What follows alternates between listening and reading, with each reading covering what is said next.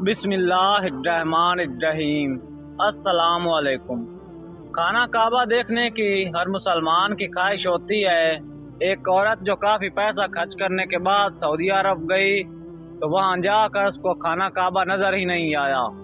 اس سے ایسا کون سا گناہ ہو گیا جو اللہ تعالیٰ نے اس کو اتنی بڑی سزا دی؟ اگر آپ بھی سبق آموز اور سچے واقعے کو جاننا چاہتے ہیں تو ہماری اس ویڈیو کو اینڈ تک ضرور سنیں۔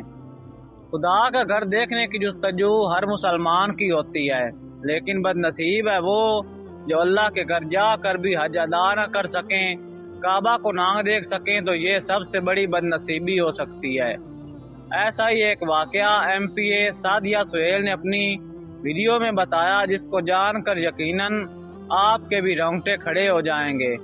مشہور پروگرام عالم آن لائن میں ایک خاتون کی فون کال آئی، جس میں وہ عالم سے سوال کرتے ہوئے کہتی ہیں کہ میرے ساتھ ایک عجیب و غریب واقعہ پیش آیا۔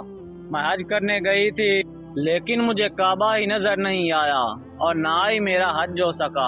جس پر عالم نے کہا کہ آپ نے ایسا کون سا بڑا گناہ کیا ہے جس کی وجہ سے اللہ آپ کو اپنے گھر کی زیارت ہی کروانا نہیں چاہتا؟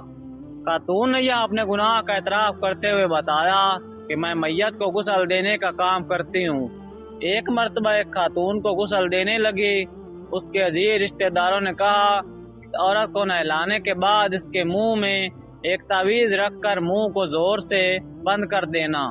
میں نے ایسا ہی کیا بغیر کچھ جانے اور سوچے سمجھے کہ یہ کس وجہ سے کہہ رہے ہیں اور یہ کس چیز کا تعویذ ہے۔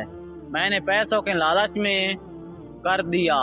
15 دن بعد خاتون کی بیٹی کا انتقال ہوا، پھر مجھے بلایا گیا اور دوبارہ مجھے ہزاروں روپے کی آفر ہوئی اور یوں ہی بیٹی کے منہ میں بھی تعویذ دبانے کا کہا گیا۔ اس مرتبہ بھی میں نے ایسا ہی کیا۔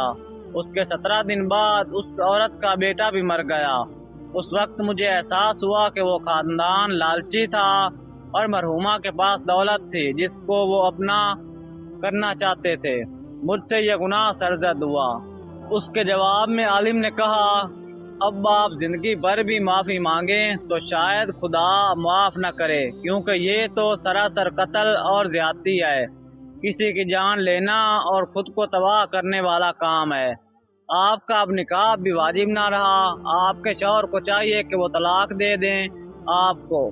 یہ شیطانی کاموں کا انجام بھی برا ہے۔ بحیثیت مسلمان ہمیں چاہیے کہ ایسے فتنوں میں اپنی زندگی کو برباد نہ کریں، بلکہ اللہ کے دین کی خاطر زندگی کے معاملات کو آگے بڑھائیں، ورنہ ایسا مسلمان ہونے کا کوئی فائدہ نہیں جس کو خدا کے گھر جا کر بھی دیدار نصیب نہ ہو۔